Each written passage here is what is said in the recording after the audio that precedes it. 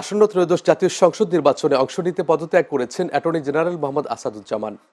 সকালে রাষ্ট্রপতির কাছে আনুষ্ঠানিক পদত্যাগপত্র পাঠান তিনি। জানা গেছে, শনিবার রাত 10টার দিকে পদত্যাগপত্রে সই করেন মোহাম্মদ আসাদুজ্জামান।